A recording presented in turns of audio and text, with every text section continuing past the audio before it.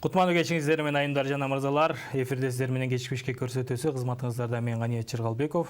Кудай буйрса алдыдагы 40 мүнөт аралыгында сиздер менен чогуу маанайыңыздарды көтөрүп дегендей жана ушундай ишембинин кечинде биз менен чогуу эс алыңыздар дейли. Жана бизди көрүп жаткан жалпы YouTube аркылуу чет мамлекеттеги замандаштарыбызга салам айтабыз. Жана жети дубандан көрүп жаткан телекөрүүчүлөр баарыңыздарга салам айталы. Бүгүнкү коногубуз көптөн күттүргөн конок деп айтсак болот. Биз эфирде айтып коелу бул нерсени. Себеп дегенде сиздер суранып бизге интернет аркылуу жазган болчусуздар. Анан бул инсан концерттери көбүрөөк болуп дегенде иштери көбүрөөк болушу ороз айында бир барып берейин деген болчу. Тактап айтканда кыргыз сахнасынын көркү, кыргыз сахнасынын татынакай жигити, кодул сатирик Тынар Курбаналиев. Рахмат. Көркү деген жери туура эле. Көркү деген жериңизге мен оңгон эметпедим, эми көрүүчүлөр ишенип алышы мүмкүн да, балким ошондой болуп кеткен бул депчи. Алгач ассаламу алейкум. Орозонун улуу күнүндө ушул Рамазан айында сиздер менен моминт көгүлдөр экранда жалпы көрүүчүлөрүбүз менен жүзүгөрүшүп атканыбызга Кудайга миң мертебе шүгүр, Аллахка шүгүр. Ошого себепчи болуп аткан Каниет сага ишиңе ийгилик. Рахмат дагы жол чакырганыңарга.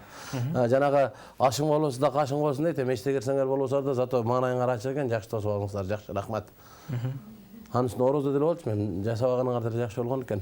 Анан ушундай эфирге барып калып бир жолу ошко бара калып, эртең мененки эфирде Нырысбек Жантөреев экөөбүз барабыз отурабыз, анан алып келип фрукты коя калып атпайбы? Орозодо. Жок, орозо эмес, мындай эле күн болчу анан.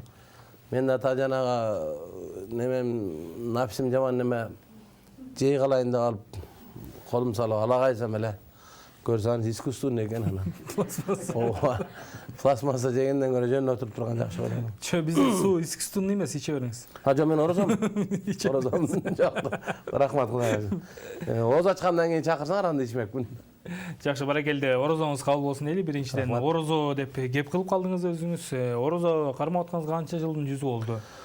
Кээбиркилер айтат го, мынча жылдан бери кармап атам, анан антадан бери кармап атам дейт. Мен эсимде жок кармап атканыма. Бүтө эле болду. Алланын ыраазычылыгы үчүн кармап атабыз, Кудай буйрса. Анан ороз айында концерт бере бересизби же ороз айында бир тынык болуп токтотосузбу? Былтыры ороз айында Алайкого барып 10 күн концерт коюп келгем. Мунусунда жок, мунусунда азыр дем алыштам, Кудай буйрса бир орозонун бир 20 күнүн өткөрүп алсам, анан Талас Сергесинде гастролдо барып келели деп турабыз, Кудай буйрса. Таласты көздөйсүз, апарып келдиңиз. Жакшы, баракелде. Анан орозого чейин кайсыл жактарда болуп келдиңиз? Кандай жаңылыктар болду? Бизди көрүп жаткан алыстан көргөн замандаштарыбыз Тынар Курбаналиев экранга көп чыкпай жүрөт, эмненин үстүндө алек болуп жүрөт деп аткандар болушу мүмкүн. Орозого чейин Абдулбек экөөбүз Аксы Алабука Чаткал жергесин кыдырып келдик. Аябай жакшы болду концерттер. Аншлаг менен өттү. Эң акырында Алабуканын Кызыл Ата деген айылында концерт коюш керек, ушуну эфирден пайдаланып айтып кетейин.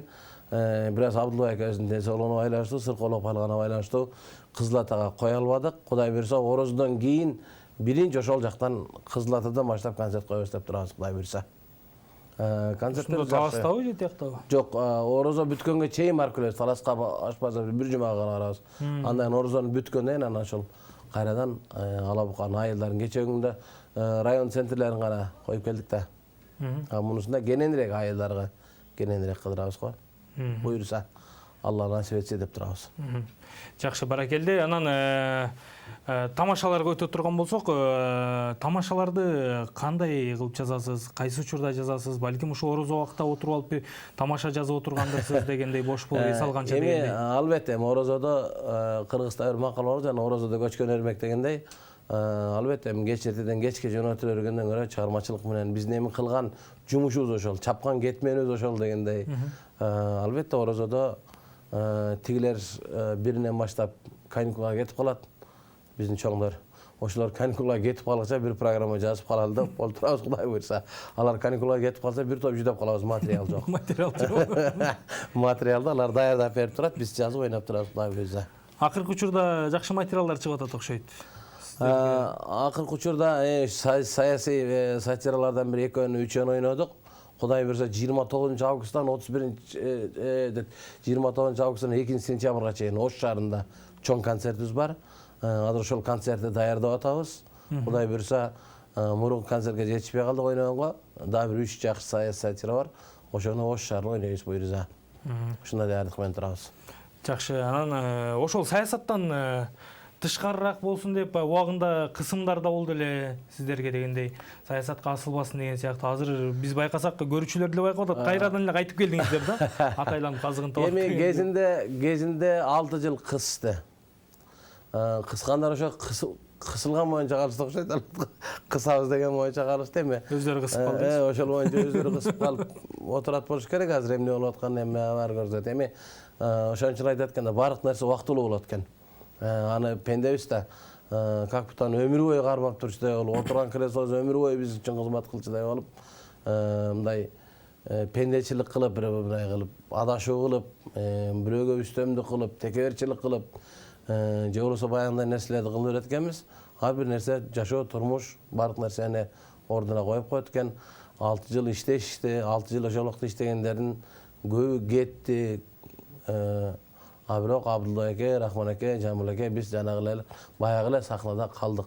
Бизде 6 жыл болду, силердики сахнаны бошоткула деп биз эч ким айтпайт экен. Биз колубуздан келишинче, акылыбыздын жетишинче өмүрдүн аягына чейин сахнадабыз. Жакшы. То есть биздики 6 жылдык эмес да сахнабыз.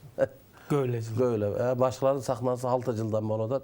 Көрүп атабыз го. Мындай эфирден айта кетсеңиз, сөзүн ачык кылып, коркутуулар болобу мындай спорт ордосунун артынан чыкканда машина менен келишип, 1-2 күчөө келип машинага салып кетип, же концерттен кийин сүйлөшүп, же SMS жиберип дегендей. Андай нерсеге биз көнүп калганбыз.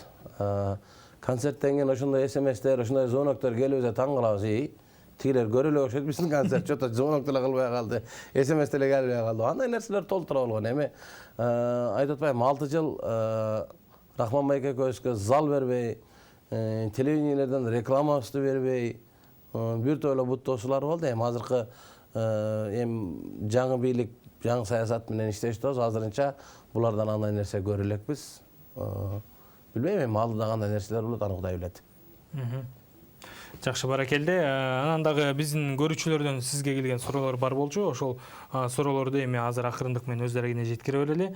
Интернет аркылуу келген суроолор, урматтуу телекөрүүчүлөр, ошолорду акырындан жеткире баштайлы. Биринчи Анара деген замандаштан келген экен. Тынарбай эке, саламатсызбы? Келинчегиңиз канча жашта деген экен. Учурда келинчегиңиз менен жашайсызбы? Канча балаңыз бар дейт? Келинчегим чоңоюп калды. Балаңыз канча жашта дегенде эле сурап тур го. Мен келинчегим эмес, кыздарым, балдарым келинчек күйөө болоюн деп калды уже. 2 уулум бар, 2 балам бар да, бир уул, бир кызым бар. Уулуңуз канчада, кичүүсү канча? Жана айтып атпайбы, келинчегиңиз мындай канча жашта депчи? Артында бир нерсе жатат да ошончу. Мен бир интервьюда ойнодум эле, тамаша кылып, Абдулла эке экөөбүз. Жаңыда ошол балким YouTube'да каналдары жүргөн болуш керек, көргөндөр бардыр. Деги канчаны алдың? Алып эле атасың, Рахмандын артынан келаттың эле десе. Билбейм, санаган жокмун, берекеси кетип калат дегендей болуп. Сизде жок кандай? Келинчек жок, андай келинчегим жашын сураган жокмун мен. Канчага чыкканын сурабайм. Сурасаң, балким анын настроениясы түшүп калышы мүмкүн. Чын эле ушунчага чыккыча жашап жүрөмүн деп менин настроениям түшүп калышы мүмкүн. Ушуна уулуңуз канча жашта болуп калды ушуна? Уулугум 8-классты бүтүп атат. Кудай буйруса, анан Манас Бердиев айткандай, беркилер канчага чыгып калды, жолуга элекмин аларга.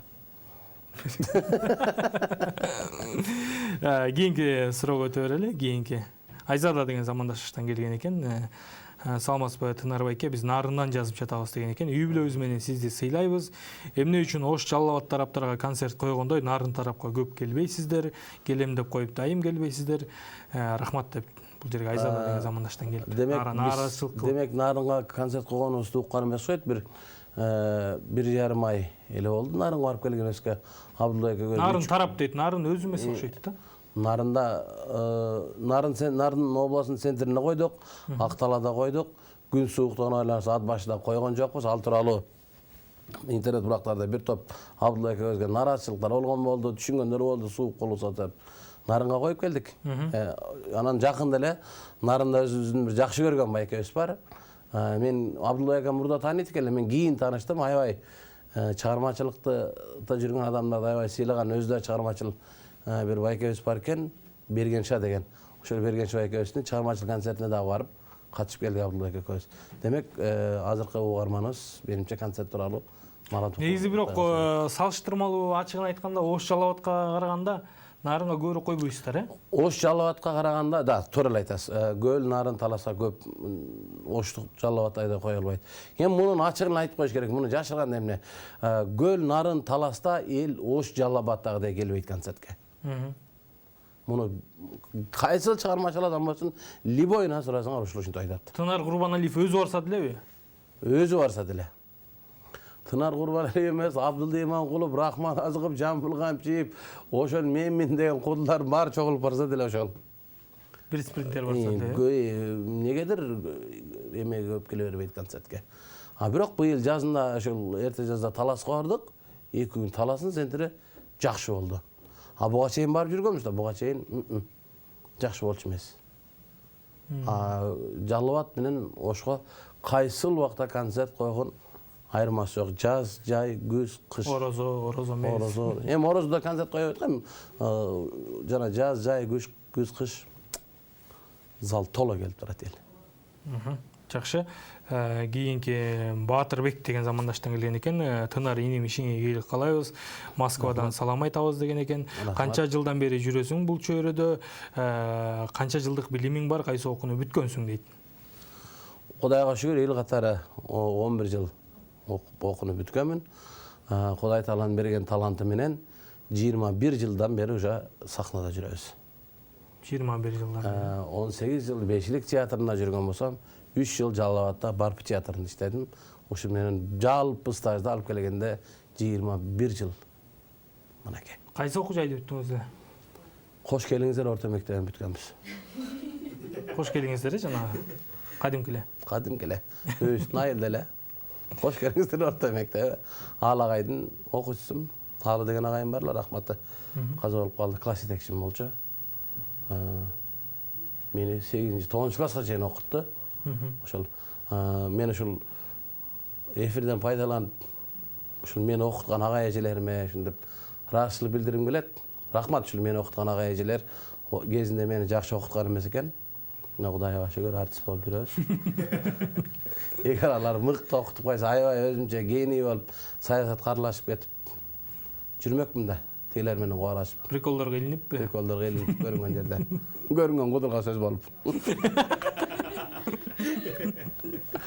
Жакшы, кийинки Гүлзат деген замандаш Тынар байке саламатсызбы? Москвадан деп жазган экен. Бул дагы Москвадан салам айтабыз дейт. Лилия эже менен учурда мамилеңиз кандай, жолугуп турасызбы? Чоң рахмат деп Гүлзат деген. Лилия эже менен мамилем жакшы.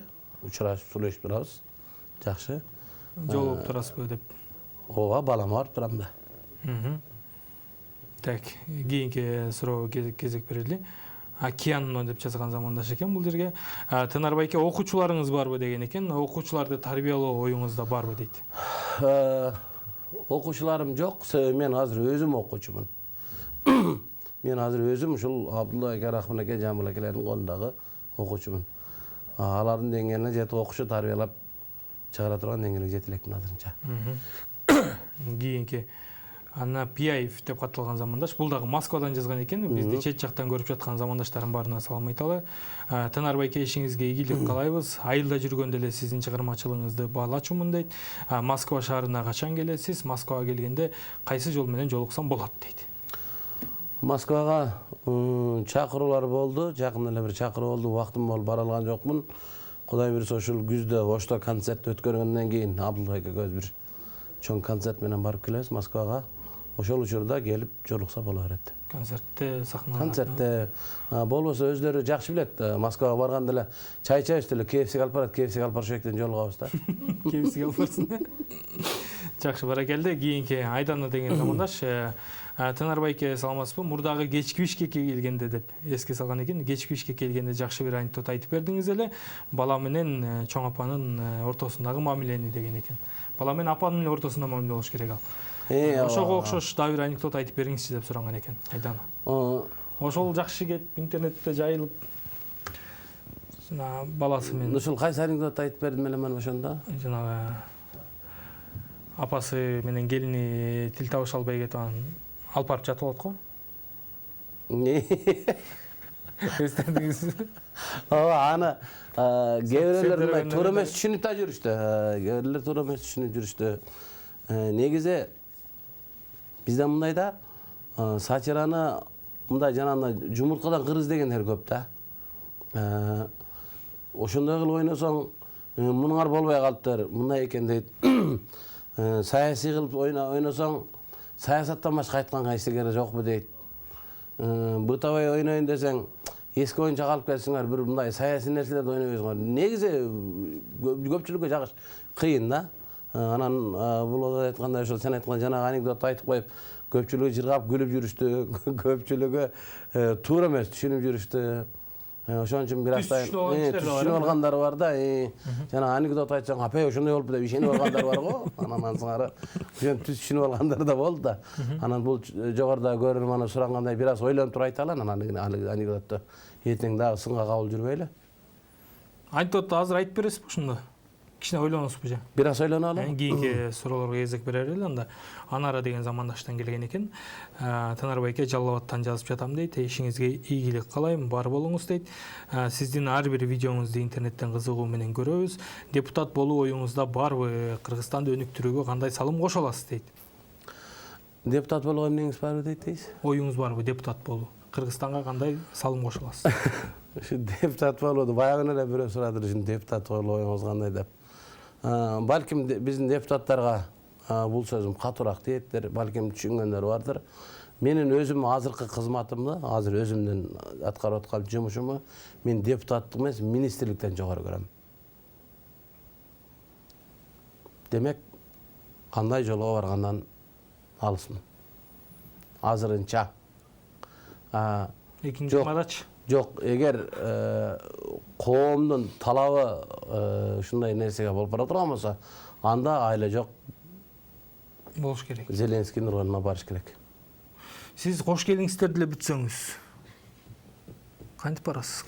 Канча бүтүптүр жогорку окуу жайы. Ошол жогорку окуу жайды бүтүп келген. Мен ушул экранды, ушу эфирде отуруп айтам. Мен деген депутаты, министри болсо келсин дебатка менен. Мен даярмын любой учурда. То есть ушул менен жана сөзүн айтып кетем мен. Кече эле көрдүм бирөөнү. Едил Байсалов деген байкебиз айтып атпайбы, отуруп алып. Алардын ал жерде сөз кыла турган темасы бөлөк. Ал жерде паспорт тууралуу сөз болуп атат. Эмне болду? Бир убакта эле паспорт калып кетип эле Матраевдин ишине өтүп кетти бир убакта. Матраев анан карасын минте да ал менен анан адашат, анан ал адашасың кандай мындай. Мындай да. Мисалы үчүн көпчүлүк Матраев тууралуу дагы мага сөз эметип калышат, Райым байке тууралуу. Ал киши канча акча чогултту, канча дүнүйөсү бар, кандай жол менен чогултту, аны сурап териштирип атат да. Аны териштирип бүтмөйүнчө мындай деп айтыш кыйын. Мисалы бирөөнү соту жүрүп атса, сот аны күнөөлүү деп айтмайынча эл айтыш кыйын, сен күнөөлүү экенсиң. Аны сот айтат. Ансаңар ошондой муну дагы териштирип алып. Мен мисалы үчүн мен кече аябай ушундай наразы болдум. 8 мартта Матраевдер баатыр энелерди чогултуп, чай берип, баатыр энелердин майрамы менен куттуктап атканда, ошол менсиген Матраевга сын таккан саясатчылардын 2-3-өө мына жерде гейлердин парадында жүргөн. Биз аны айткан жокпуз го. Ошон үчүн мындай мен айтайт элем, мындай сөздү сүйлөрдө бир аз анализдеп сүйлөсө. Мен мисалы үчүн Матраевдин иш-чараларды өткөрүп жүргөндөрүн көрүп жүрөм да. Ошо Райым экенин өткөрүп жүргөндөрүн көрүп жүрөм. Мен бир эки иш-чарасына катышып да келдим. Көптөр көрүүчүлөр айтышы мүмкүн. Бул акчасын алып алган. Жок. Мен ал киши менен бетме-бет учурашкан да эмесмин, өңүн живой көргөн да эмесмин. Жөн гана өткөргөн иш-чараларын карап туруп, мен ушундай жыйынтык чыгарам да, ошончо акчасы бар экен, ошондой жөнү чогулуптур. Унчукпай отура берсем эмне кылат эле? Анан унчукпай отура берсе, мен мындай кылып аттым эле, элге мындай кылып аттым эле деп унчукпай койсом эмне дейт эле? Эч ким эчтеке деген эмес. Демек кылып атабы, элге жасап атабы, адамдын мээнетин, жумушун актай билиш керек. Убагында иштешип алып, кирайда ичти го. Канчасын кидайт этти. Туурабы? Ошо кидайт эткендердин жүрөт казыр саясатта. Уялбай, как будто буга чейин эч ким ошол эле Матраимовго сын тагып аткан адамдар кезинде кимдин жанында жүргөн? Койко ушул кишини ээрчибесек болбойт. Ушул киши катырат, койко ушул киши бизди алып барат. Кайга алып барып койду? Мына жыйынтыгы. Ошол нерсеге дагы көңүл буруш керек. Бирок иши каралып саясаттан чыгар эле сүйлөшө эле. Мана эми билем силер чочуп аткандырсыңар, мен көнүп калгам да. Мен деле чочобойм, бирок эфирдин форматына туура келбей калат да. Бизга Макул. Же эми калыстык үчүн айтып койдум. Мен жеке оюм айтып койдум да. Туура. Анан жана тамашага анекдоткочу бир нерсе азыр эсиме келип калды айтып атып. Болгон окуя көчө жакында Бишкекте. Неме же Жалатка баратабыз. Жалатка барадан Каракөлдө пост бар да, билесиң да. Каракөлдөн посттан шеке токтоп кофе соп ичели дедин. Эл көбүрөөк чекерек токтобойлу анан. Бир аз өткөндө Каракөлдөн посттан оң жакта темирден контейнер коюп балык сатат. Нарын дарыянын үстүн жанагында төрпүстүк тегерек кылып кольцо болуп тосуп, ошонун ичинде балык бар анан ошектен мындай алып кармап берет да, живойчу. Анан машинада бир өзбек улутунда бир жигит бараткан. Каяктан болот десем, Самаркандан, Мандижандан ушундай экен. Жалал абадта иштейт экен, келип баягы мигрант болуп иштесе керек го. Бишкек көргөнү келип анан кетип баратам деп калды. Анан жана жерден балык алып атам, амантеп нарын дарыянын үстүн көрүп калдым анан. Тиги бала жаныма келип калды эле. Оно кальцолорду, төрпүштарды көрдүңбү десем, дейт. Дедим, ошонун ичинде сон форелдер бар да дедим. Форелдер бар десем, наркы бала. Жок, мен деле билем, алдыңыз ал жерде балык бар дейт.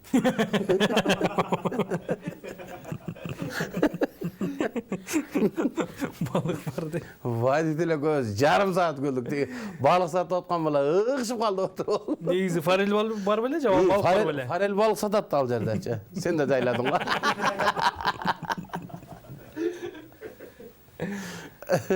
Жана сен да немеден болдуң манага бир анекдотубуз бар эле. Каяктан болдуң? Нарынан, билдим нарынан экен. Кантип билдиң сен? Костюмуң шумданып алыпсың деген бир анекдот айтып жүрөдүк беле ошону. Бир таанышташ жолдош балдарым, ошону айтып берсең деп калды. Койчу, айтып бересиң, кайра баягы деле окуп коюң. Жок, могу угулек деп баягы. Макул анан айтып берип койду. Айтып бергенде өлө каткырып күзөн аркы сценарий сага окшоп туруп. Жиндик анан чын эле шумданып алып туруп костюм деди да. Сен да ошондон болдуң да. Нарынамда.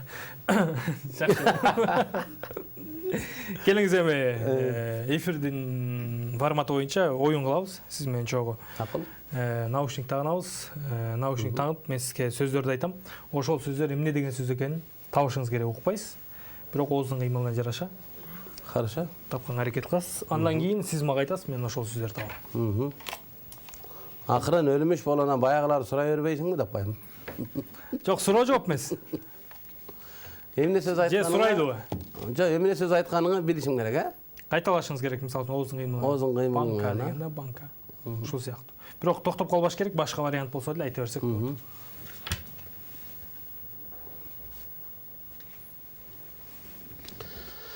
Ой, канет. Кел.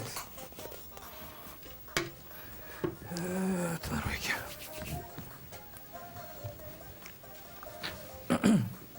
Автобус. Автобус. Туура. Имарат. Кирпич. Имарат. Шыпыргы. Имарат.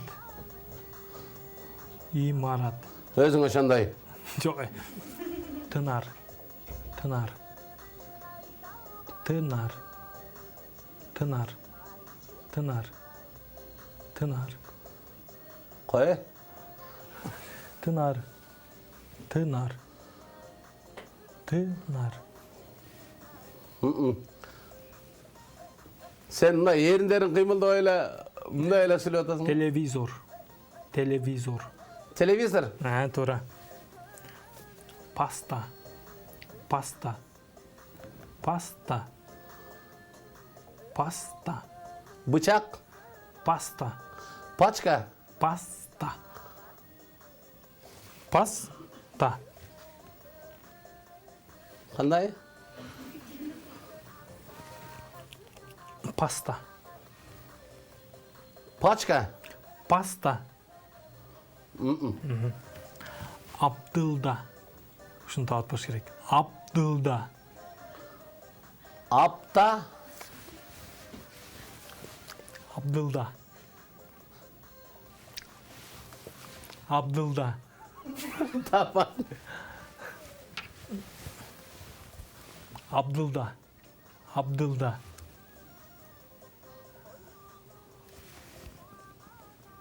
Абдылда.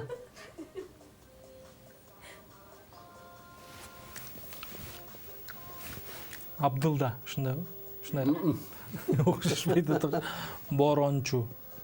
Борончу. Борончу. Борончу. Мерген. Мерген. Пикет. Мерген. Мерген. Мерген. Мерген. Мерген. Борончу бийлейби? Мерген турган. Мерген турган. Бийлеп турат? Мерген турган. Берде турабы? Мерген турган. Бийлеп турабы? Ту. Лампочка. Лампочка. Капуста? Лампочка. Лампочка. Лампочка. Лампочка. Билбедим. Göz. Göz. Туз? Göz. 9? Göz. 30? Göz. Göz. Чоң ойлогой сиздерге көз. Көз. Көз. Көз, көз, көз. 9 жакшырды айткен. Чач. Чач. Жаштык? Чач. Жаш? Жок. Конок. Орто? Конок. Чечиңиз. Болду. Орто дедим. Көздү таппай койдуңуз да кечке. Көздү. Көздү сиз таппасаңыз билди. Мени карап туруп эле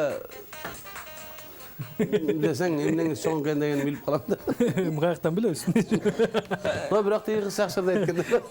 Келиңиз эми кезек сизде. Сиз айтасыз азыр, а? Туура болсо мындай кылып коюп турасыз. Туура эмес болсо кийинкисин. Пакет. Баштык. Тантык. Өзүңө ошондой. Балдыз. Сөгүнбөңүз. Курчак. Куудул. Күзгү.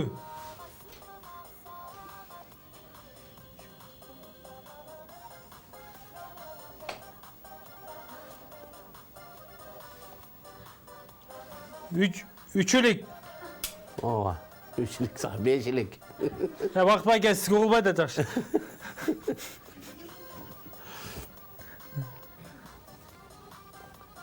Бака. Молодец, бака. Бака. Дарак. Дагара. Кагаз.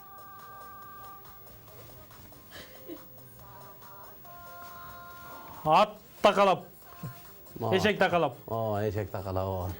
Эшек такалап отурасың дегендей бээрден. Великобритания? Нет. Эчтеке болбоду.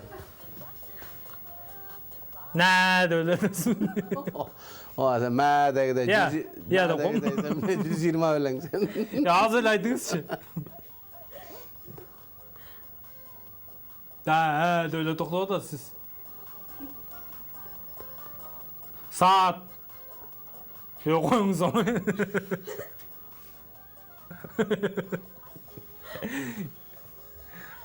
Ben istesem siz geldiler mozo. Ne zaman ne bu? Sen başkacayla o da. Çocuk. Ештердин бәрі тамақ мұнықы. Gölderön. Саға. Kökürük.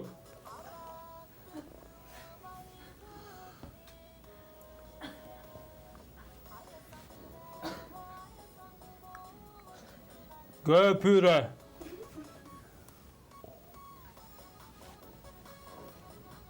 Кө. Ко. Qo'ni aytsa qo'y. Qo'y, qayerga baratасың sen Orazonun gününde? Бүттүм нел акылкысы. Qo дейсің да. Orozo. Оросо эле. Эми башкача болот экен да. Seniki de mağın başkaça olmadı da. Bilmem ama үнүңүз чыгарбай эле ау деп аткандай сезип атты. Келиңиз эми. Азыр бул жерде маска турат, масканы тагынасыз. Көзүңүзгө чаң киргизип албаңыз. Sen öyle menikine girip geçsin. Маска окшойт. Bunun men göz mende iyi deseng mi o maskan?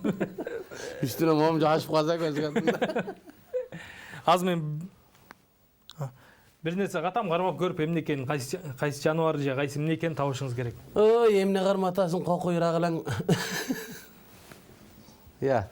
Эки нерсе, биринчи бирөөсүн катам, андан кийин экинчисин. Эмне экенин кармап көрүп табыш керек.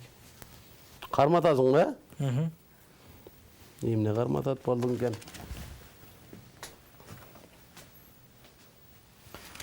Танарбай экен көз чоң ылдый жакты жарым көрүп атат болуш керек. Ya. Жарым көзүңүз ылдый жакты көрүп аткан жокпу? Çok iyi. Баштан элек.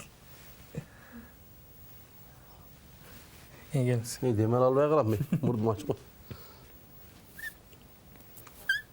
Kana.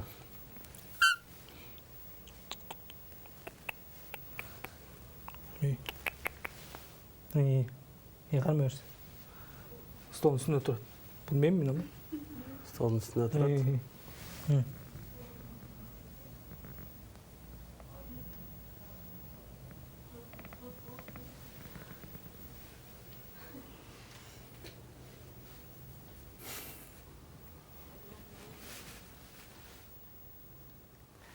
Kulgası mı o? Ne mi o? Эмне экенин табыңызчы, кармап көрүп. Коркуу сезим жок го. Kulağı çoğunakтай olsa eşek çağat. Бирөөсүнө токтолуп көрүңүз. At. Аты ушундай болобу, мурду ушундай болобу аттын? Unçalık kulağı çoğun olmaydı. Tak. O kuyruğu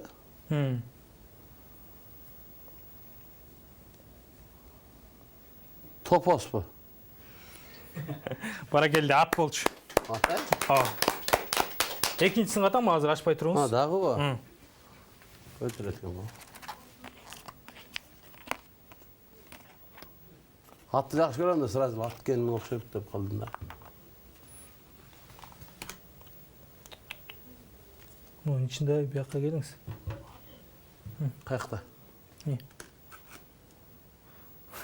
Акырын.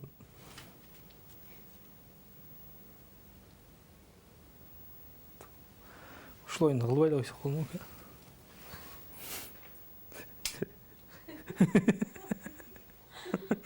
Hırspekten töretmiş жвачкасы ғой мынау. Спектатор. Çoyulgan bir demeken. Жыланын баласы эмеспи? Жылан баласы. Жылан баласы мынчалык çoyulmasa керек үзүлүп кетет да. Бул ушундай жумшак bir демекен, çoyulacak. Дегич.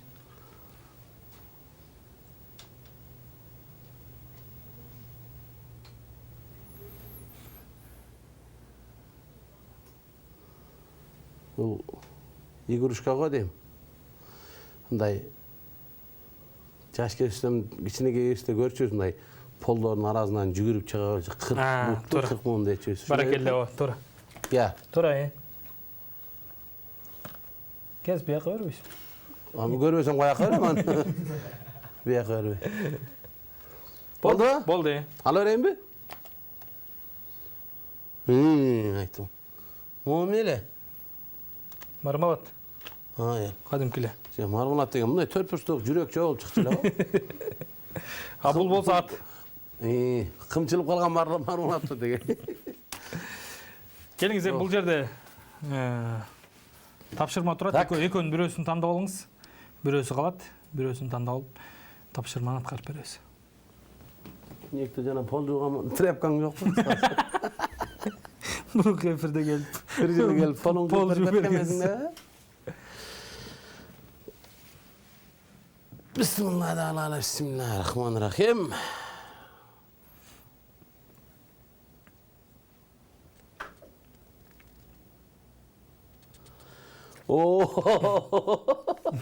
Некен айтып бериңиз. Ruçkanı tiştep, tişiniz menen tiştep, özünüzdün portretinizi tartıp beriniz deydi. Oho. Ручканы Kıyın тиштеп. o. Так, бизге ручка кагаз берип коелу. Kağıs betine. Tigini de açan bu. Жок, бирөөнү. Ha, bol da bir önle. Bunu şöyle mınday görüp koysam bolayım ne sıra kenenle. Мындай эле көрүп коңуз. Salıştırmalıkka kaçınız çoğun olma olken ha.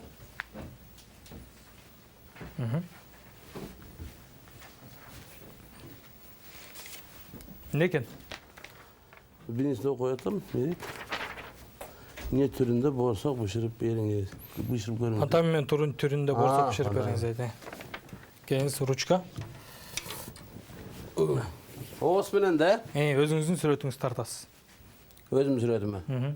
Negiz menin süretim tart çoğun oy bolçu.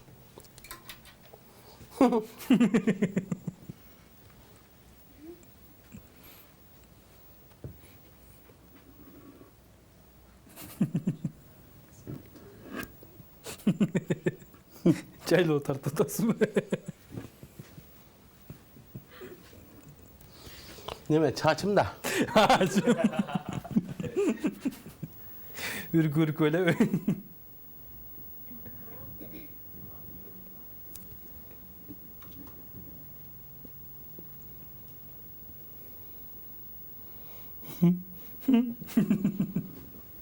Да койгон жакшы экен. Аязаты тартып. Gede sakal mösküde şimdi.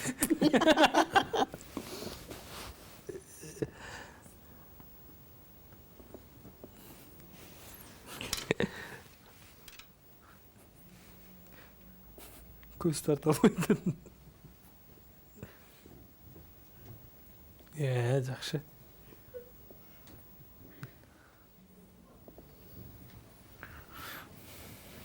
О.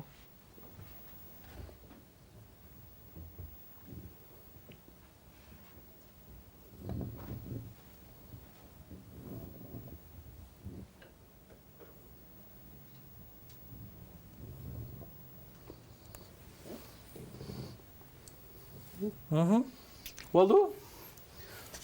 Мына Тынар Курбаналиев. Камера көрсөткөнүздөр. Neme Irsbek o Jantörev'in ozunu tartıp koydum da bırak. Ekoist gayrimaştı öyle o. Паспортко да жарайт го дейм, Ya. Паспортко жарайбы? Hazır pasportlara jarayt, hazır liboyu çıkarıp da pasportu. Улуту билинбейт экен, э? Ha, ulu tülümüz oldu da. Unutmayayım. Koyçu, şunçalık cıldızlığımı da koysam. Жакшы, баракелде. Эми эфирди бир кичине шаңга бөлөбөсөк болбойт. Аниктот сурангандар көп. Же бир жакшы жаңы тамашалардан бөлүшөлү көрүүчүлөр менен. Negize biz gastrolda жүргөндө, талада жүргөндө мындай кызыктуу окуялар көп болот да. Анан бүт баарыбыз айта беребиз, ушуну эстеп коюш керек экен, жана эфирге барганда эле бирдеме сураса таппай калабыз го дей бересиң го. Дей бересиз, ошондо эстеп калам деп отур эле. Эстебей калдык да мына. Ушуга таппай калып да. Аниктоттордон эми. Эмне айтып беришим Сизде билбейм. анекдот жок болсо, Негизи анекдотко бизде куудулардан Жаныбек байке алып калып күчтүү эле. Анан мен негизи анекдотту көп жакшы айтып бере албайм. Анекдот айта албайм да, көп анекдот билбейм. Анан мындай кызыктуу окуяларды көбүрөөк эстеп калып айтып жүрчүмүн. Кече жакында эле гастролдо жүрүп кайсы окуяга аябай жыргап күлүп аттык. Интермеде ойноп атабыз да. Жаңыл Кудайбергенова деген эжекебиз бар, өзү сары, анан көзү көгүрөк киши да. Көзү көк да эмес, аныкы жашыл да көзүчү. Анан интермеде ойноп атат, мага тийишип атпайбы өзүчү. Алдагы көз менен мындай. сахнадан элде отурат. Мен абышка роль ойнойм, анан ал киши ал эже банктагы тейлечү эмесин айтат, анан Тынар деген бала бар го, ошол жакшы көрөм мен ошону дагы тийишип койсом. Коюңуз аксакал, ал мага жакпайт. балжай эле көзүнүн бетинин баары эле көз го деди. Атайын тийиш тандай жери жок эле. Деди эле мен да кой эле анайын жакшынакай анын көзү. Senikine караганда аныкы көз да. Элдин көзү көк болсо seniki жашыл экен го. Sen te октябрь айында да май айында көрсөң керек айлана чөйрөнү. Самандын үстүнө барасаң да газондун үстүнө баратканда көрүп айланат. Десем күлүп атып кирип кетип калса болуп алабукада таштап атып мени. Интермедиа жарымына барып токтоп калдым. Өлүп кетсин деп отура бердим күтүп ошо. Баспайсың мен мага кредит берип койгонан кетпейсиң. Чыкпайт. Тарынды же күлүп жок, күлдү аябай жыргап күлдү анан. Кийин ар жака киргенден соң алабып калдым. Таныштар бар да чайга барып калдып келгендер. Анан кийин ар жакта чай ичип отурсак бирөө үнтүлө карайт анан акырын бутунат эмне эле болуп атасың десем. Чын эле тиги эженин көзү жашыл караңгыда жакшы көрмөйт деп мага. Концерт үчүн да көп нерселер болот да, андай нерселер. Жакшы, баракелде. Сизге терең ыраазычылык билдиребиз. Убактыңызды бөлүп келгениңиз үчүн. Рахмат. Кудай буюрса дагы эшигибиз ачык дегендей, ушундай ара чолуудо бошой калсаңыз. Рахмат. Кыргызстанга келип калганда. Негизи эфириң мындай кыска эле да, канет. Бир нерсе мындай убактылы жакшы да, анан ушу 1 саатка жетпеген эфирге да мени 1 жыл кубалайсың артыманчы. Бас эле бас, кел эле кел. Жок, мен айтсам жок, алмаштырып атасыз го дейм башка. Сен кубалаганың койбодуң, же мен качканым койбодум, же келгеним мен койбодум. эмес. 2 жолу айттың, экөөндө тең келе албайм деп айттым. Жок, мен мындай эле чай ичип кеттиңиз деп эле үйгө чакыргам, эфирге эмес. Сен да чай бересиңби? Келиңиз, сизге эркин микрофон. Макул эме. Ыйык Рамазан айында эмне дейбиз, жалпы мусулман бир туугандарыбызга ушул Аллах Таала кармаган орозоңуздарды кабыл кылсын дейле. Орозо экенсиң, сен дагы Кудай орозоңду кабыл кылсын. Ушул ыйык Рамазан айында Аллах Таала тилеген ниет максаттарыбызды берсин. Ушул Рамазан айында окуган таравих намаздарыбызды Аллах Таала кабыл кылсын. Элибизге, жерибизге токчулук, молчулук берсин. Аллах Таала биринчи ушу биздин жетекчилерге ынсап берсин. Шопурлардын, бажалардын заманы болбосун, жалпы элдин заманы болсун. Элибизге тынччылык, аманчылык, ар бир үйдө наристенин күлкүсү жаңырсын, ар бир үйдө тойлор, жакшылыктар болсун. Ошол тойлордо тикебизден тик туруп кызмат кылганды Аллах Таала сени менен бизге насип кылган болсун. Рахмат, баракелде. Жана эфирдин башында айтып калбадыңыз, сизгечи тиги бир суроо пайда болду. Эмгек сиңирген артист деп айтып берейин десем, жок айтпайын деп мен каяктан уктум эле эмгек сиңирген. Анан мындай болуп атат да. Ырчылар азыр жаш эле ырчылар 20-25 жаштагылар эле эмгек сиңирген алып үйүп атышат. Анан эмне худулдар канча бир жылдан кийин алышат экен. Абдулла байке жакында эле алды. Бизде мындай, кайнет. Бизде өңдүү түстүү кыз келинге берет. Эмгек сиңирген артистте. Же болосо өлгөндөн кийин берет, же өлөйүн дегенде берет. Абдулдакеге эмгек сиңирген артист деген наам берип койду, элдердин баары сүйүнүп атат. Мен Абдулдаке наам алгандан бери переживай деп жүрөм, кыжалатмын. Күндө кечинде Абдулдакени карап жатам. Эмгек сиңирген артист берди, Кудай сактап турса экен деп түнү 2 жолу чыгып карап келем муну. Жакшы эле жатабы деп. Жакшы эле сол. Жакшы, Кудайга шүгүр, Кудай. Болот экенби? Оорубаса деле берсе. Ушинтип деле берсе болот экен. Өзү деле жаман болуп аткандыр. Көнө албай. Ал өмүрү элде мындай неме алып, мындай өкмөттөн наам алып көрүп да, грамота да алып көрүп турду акчы. Ал билгенде деле, заслуган эмес кандай экен билгенде эле жок. Эмгек сиңирген артист кут болсун деп нерсе, деле мындай жакшы келип алдыңбы дегенде эле кабыл алып жүрөт. Ал анын немесин деле түшүнгөн жок. Аш болсун дегенде эле. Аш болсун дегенде эле түшүнүп атат. Жакшы, баракелде, урматтуу телекөрүүчүлөр. Көрсөтүү ушун менен аягына келип жетти. Студиябыздын коногу Кодул Тынар Курбаналиев болду. Кудай буйрса сиздер менен кийинки ишемби күнү амандашабыз. Бар болуңуздар. Чыңгыз Айтматов ордосу комплексинин бардык үйлөрү заманбап, жогорку инфраструктура менен жабдылган. Бардык турак жай комплекстери борбордук жылытуу тутумуна кошулган жана газ менен камсыздалган. Квартираларда брондолгон эшиктер, добушсуз жүрүүчү лифттер жана видео домофондор бар. Балдардын оюну үчүн заманбап аянтча жана машиналарды токтотуучу ыңгайлуу жайлар каралган. KG Group курулуш компаниясы. Келечек бүгүн курулууда.